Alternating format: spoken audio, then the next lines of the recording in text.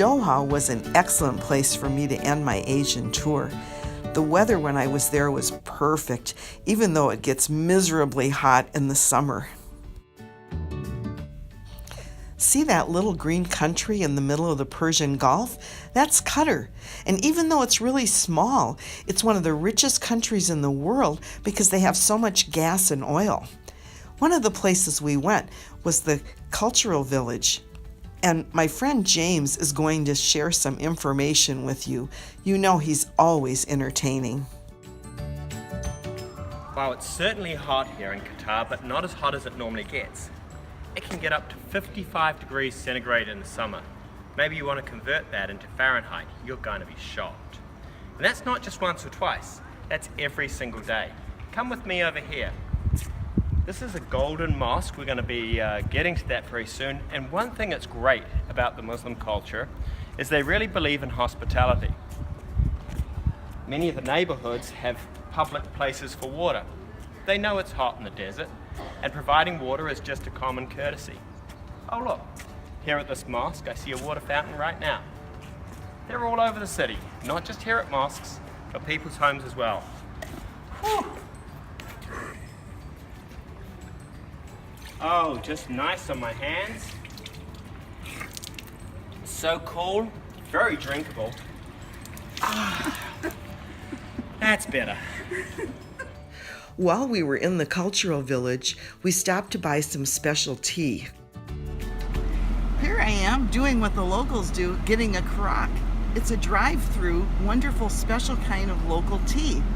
Here he is. Thank you. It's hot.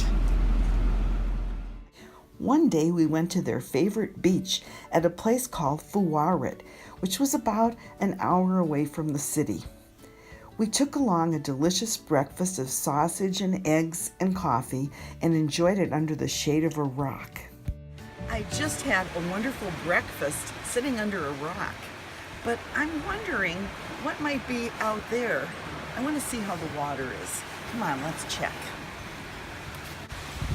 Is this something?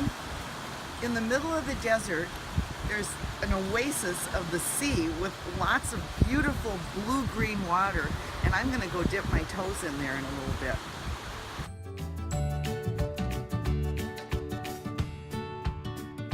I'm sitting in some water off the coast of Qatar, and it's salty because it's the sea. Can you figure out what the name of this water is that I'm sitting in? But I'm not the only one in the water. There are also a whole bunch of whale sharks because this is a place where the whale sharks like to live. And the government takes good care of them by making sure that their habitat is just right. Because we want to have whale sharks for a long time. I'm so lucky to be here. There's something I have to tell you. I didn't actually see whale sharks myself. My friend James told me about them. They swim far off the shore from where I was sitting, so you don't need to worry. But I did see falcons. One night, Jen took me to the falcon souk. That's a place where they sell falcons and other supplies used in the sport of falconry. It is really a sport for rich people. They spend thousands of dollars on falcons and many hours training them. We were lucky to meet these two boys who had brought their sick falcon into the falcon hospital. He's 13 and I'm 8. And you're 8. And is that your falcon? Yeah. Yes, what's your falcon's name? Have you named your falcon yet? Yeah, Apple. What is it? Apple. Aful. What does that mean? It means tornado. Tornado. Ooh, great name. Watch the technique that this boy uses to put the hood on Tornado's head. He rubs the hood on the falcon's chest to calm him down before he puts the hood on its head, and then he pulls on that string with his mouth to tighten it. Jen is going to get a chance to hold the falcon. Did I say it properly? Afur. Now remember, I have to put my hand down, right? Yeah, but when he climbs up, Yes, then what? Then I raise it up. Here it comes. Ah, so beautiful. Jen felt pretty lucky to be able to hold the falcon, and I felt just as lucky to watch her do it. I could understand why Ahmed was so proud of his falcon. These birds are bustards. They're actually the kind that the falcons go hunting.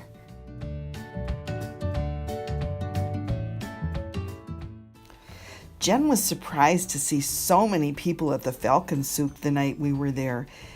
When we walked down a little ways, we found out why. There was an auction going on to sell falcons. Some of them would sell for $25,000 or even more, and plenty of people were there bidding on them. They even had TV cameras to show it across the country. Not far from the auction, we walked to the stables where the Sheikh's Arabian horses are kept. The Sheikh is the ruler of Qatar.